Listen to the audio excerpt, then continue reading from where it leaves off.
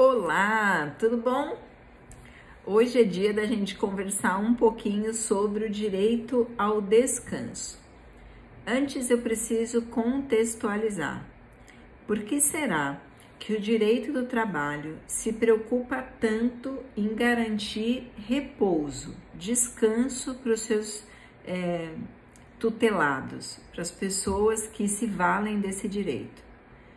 Você já parou para pensar em quantas e quantas normas trabalhistas a gente tem a previsão e a proteção do direito ao descanso?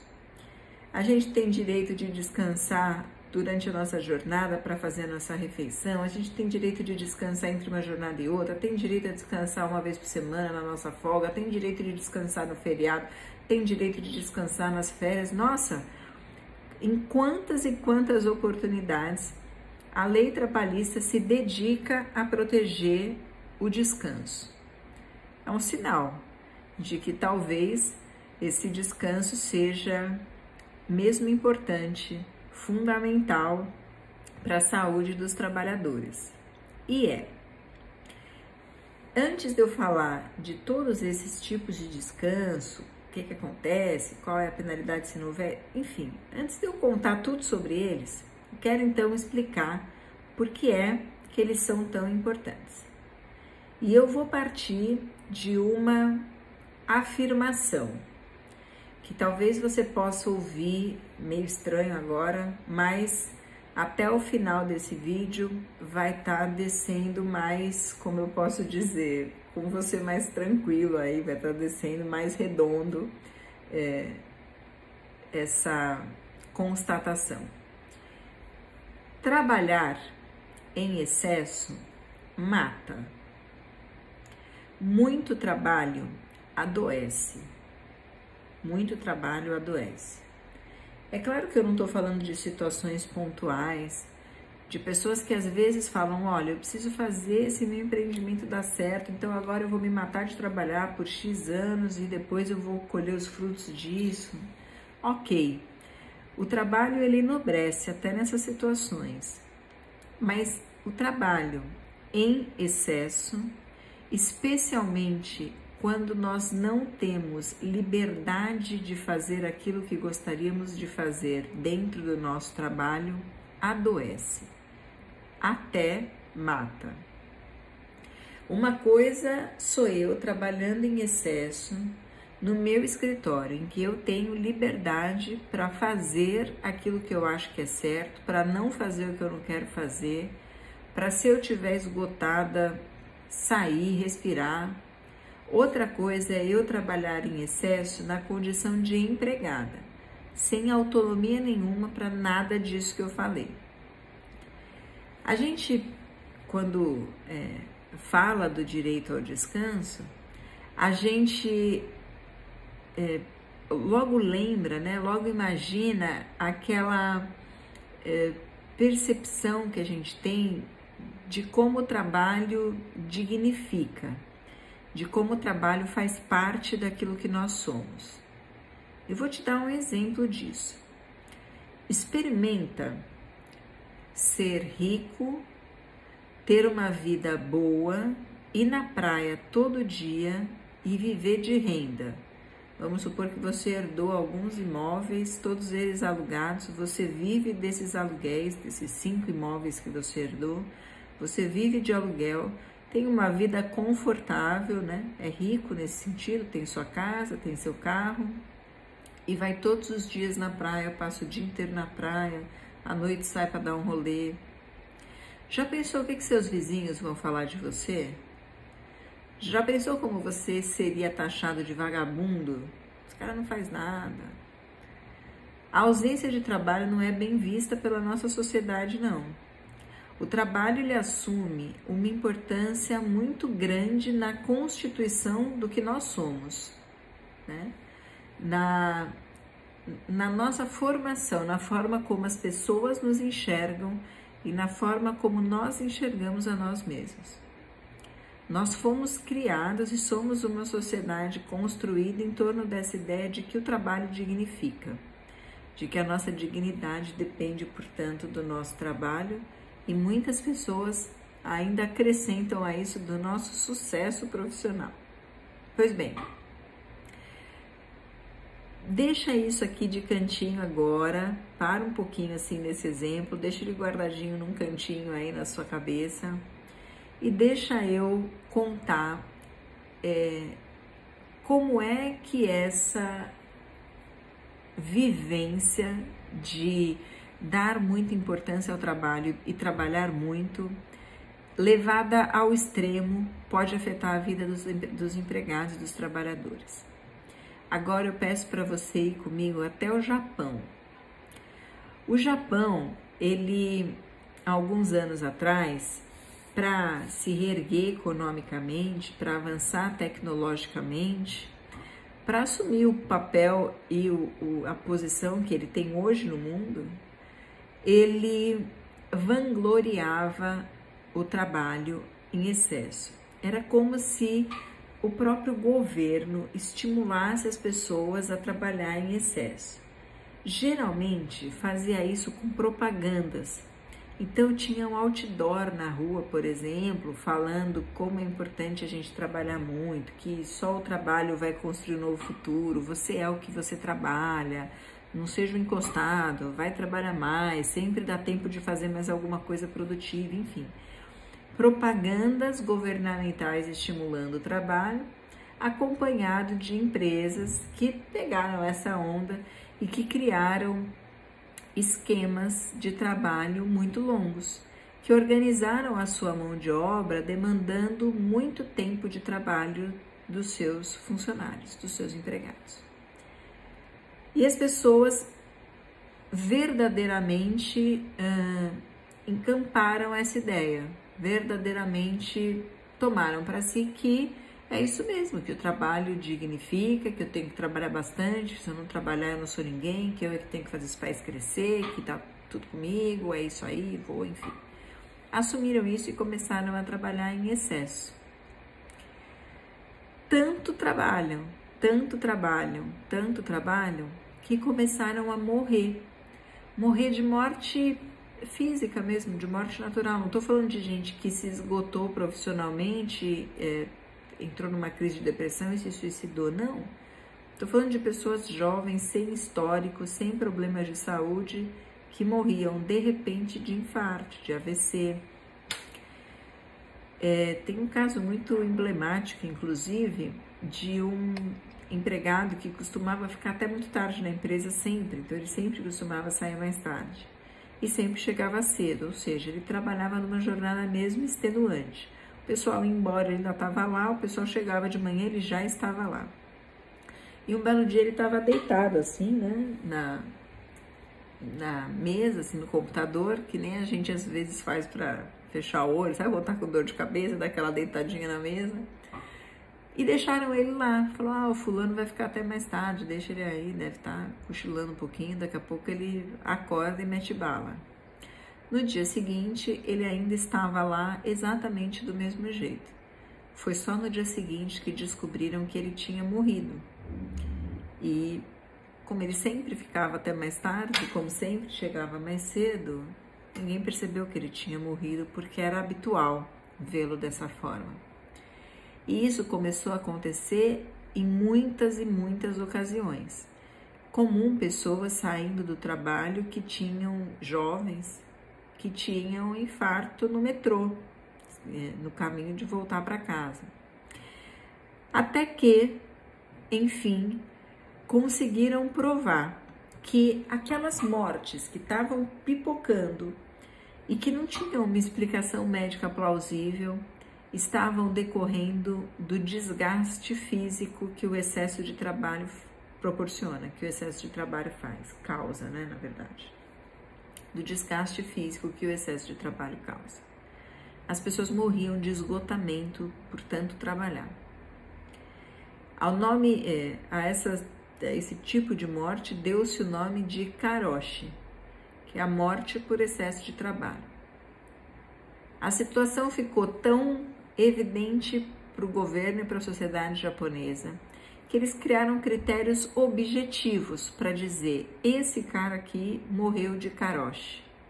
E se ficar configurado que a pessoa morreu por excesso de trabalho, o próprio governo japonês paga uma indenização para a família desse trabalhador.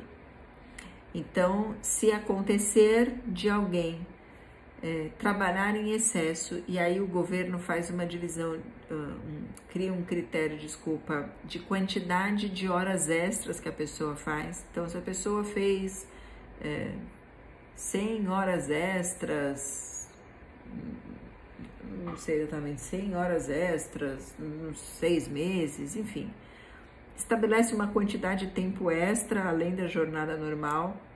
E se a pessoa fez aquela quantidade de hora extra absurda ou mais e morreu tendo feito aquelas horas imediatamente antes, nos meses que antecederam a sua morte, isso vai configurar karoshi.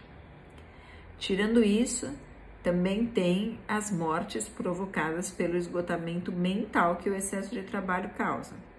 Então, a pessoa que trabalha em excesso e que desenvolve depressão, pânico, ansiedade, burnout, e que isso acaba levando ao suicídio.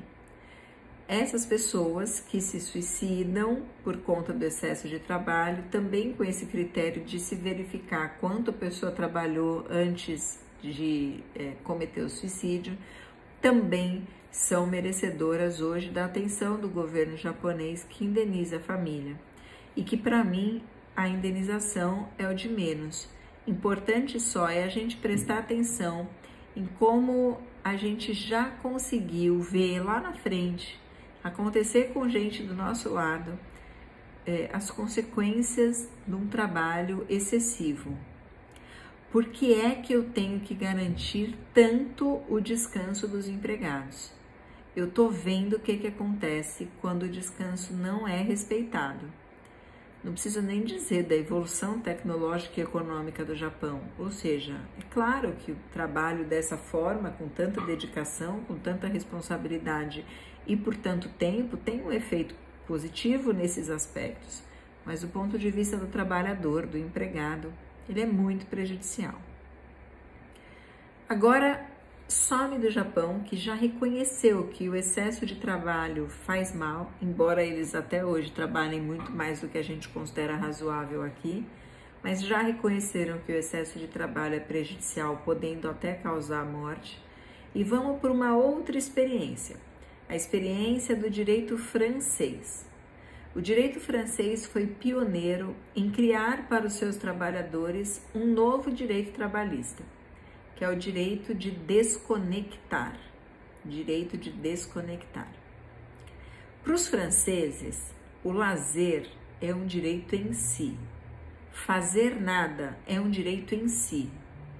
Para a gente aqui, o tempo que você sai do trabalho e vai para sua casa, você só espera o tempo passar para começar a sua vida de novo no dia seguinte, às 8 horas da manhã.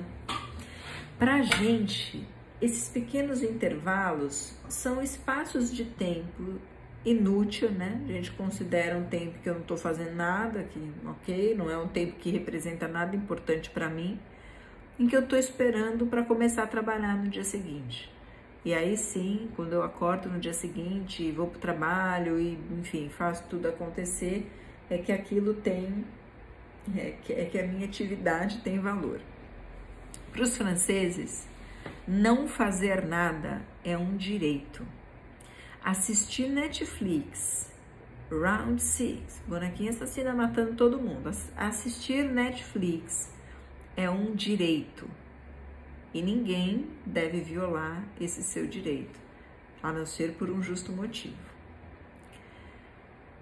Ali a gente reconhece ou percebe uma sociedade que reconhece no lazer uma importância tão grande que coloca ele no mesmo patamar do direito ao trabalho. Você tem direito de trabalhar e receber pelo seu trabalho. Você igualmente tem direito de não fazer nada.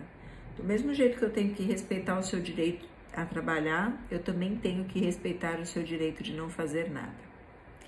E a França percebeu que com o avanço da tecnologia, esse respeito estava ficando cada vez mais distante das relações reais. Então eu dizia para a pessoa, olha, agora você não está mais trabalhando, tá? Você já saiu da empresa, pode ir embora para sua casa. Mas o cara tá no grupo de WhatsApp da firma.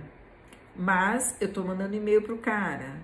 Mas o cara tem que terminar um trabalho que eu pedi para ele com urgência, ele tá na casa dele com o notebook dele mandando e-mail e fazendo o trabalho dele, logado no meu sistema, trabalhando. Percebendo isso, percebendo que enquanto nós estamos com esse celular na mão, com esse notebook ligado, enquanto nós temos acesso a WhatsApp, mensagens, e-mails, sistemas empresariais, a gente não consegue parar de trabalhar. Eu acho que você já deve ter sofrido isso. Você fala, putz, eu vou embora agora eu vou embora, vou deitar, vou dormir, porra, mas precisava falar com esse cliente, não, quer saber? Peraí, deixa eu só escrever mais esse e-mail para já programar ele para amanhã, porque assim eu já me ligo. Pô, se eu não fizer isso aqui hoje, eu vou ter que fazer amanhã, então peraí, rapidinho. Pô, deixa eu só... A gente não para, porque as nossas tarefas, as nossas obrigações, elas nunca acabam, né? Difícil você falar assim, eu fiz tudo que eu tinha que fazer, agora posso ficar de boa. A gente sempre vai acumulando afazeres. Então a gente vai ficando com aquela sensação de que se a gente der vazão para eles, a gente vai se sobrecarregar menos. E a gente fica dando vazão para eles durante a madrugada, as noites, os finais de semana.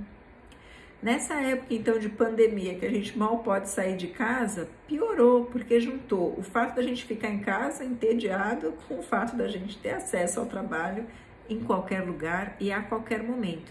E do trabalho ter acesso a você em qualquer lugar e a qualquer momento. Percebendo isso, o direito francês criou o direito de desconectar, dizendo que as empresas devem, como acharem melhor, respeitar o espaço de lazer, de descanso dos seus empregados. Os empregados não podem trabalhar, mesmo se eles quiserem. Vire-se empresa para conseguir concretizar isso. O que as empresas tiveram que começar a fazer? Bloquear sinal de tudo que é equipamento da empresa no horário que acaba o expediente.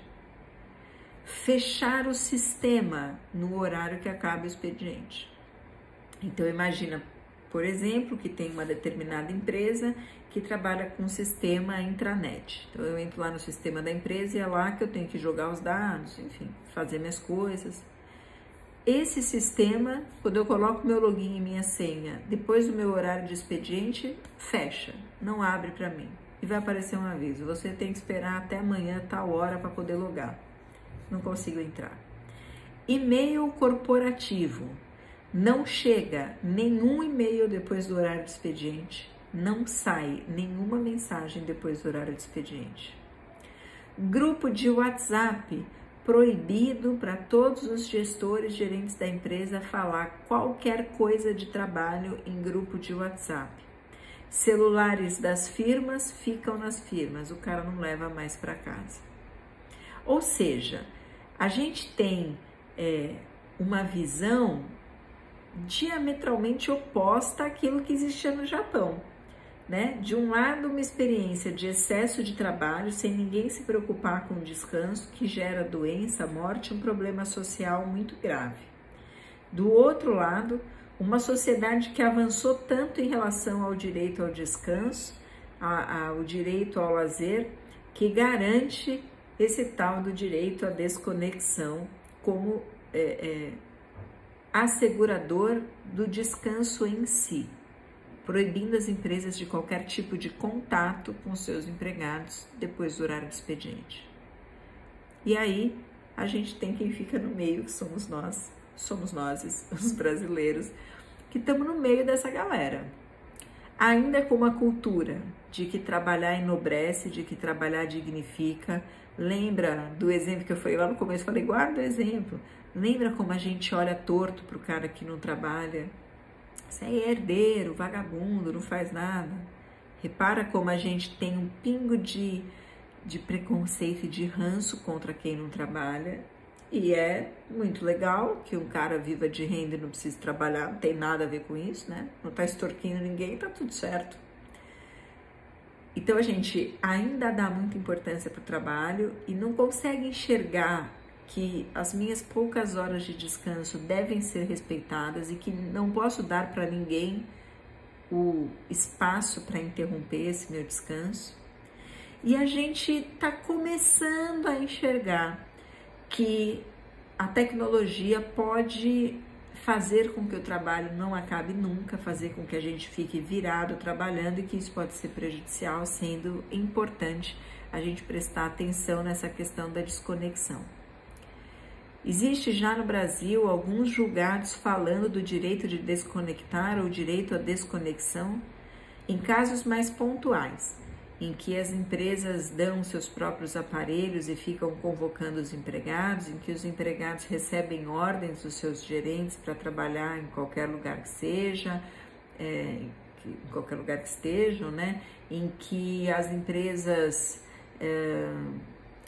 falam para o empregado levar o laptop para casa e o empregado tem que deixar o laptop ligado, porque se apitar alguma coisa no sistema, o cara tem que entrar para resolver, ou seja, a gente começa a perceber que isso é um problema e começa uma ou outra decisão ainda meio tímida a reconhecer o direito à desconexão. O fato é que da morte no Japão a essa compreensão de como é importante a gente ter um momento que não seja dedicado ao trabalho e que seja efetivamente respeitado e aproveitado, existe um meio termo que é onde nós estamos, caminhando um pouquinho para o lado da França, para o lado do reconhecimento do descanso. Alguns intervalos, alguns períodos de descanso já existem na nossa legislação e alguns sofreram pequenas alterações, algumas grandes alterações com a reforma trabalhista. Vale a pena a gente conversar sobre os principais aspectos deles. O tema é extenso, mas eu vou tentar dar um vídeo relativamente curto para cada um deles, para que a gente possa ter uma ideia ampla do que a gente já tem de proteção hoje no Brasil sobre esse tema.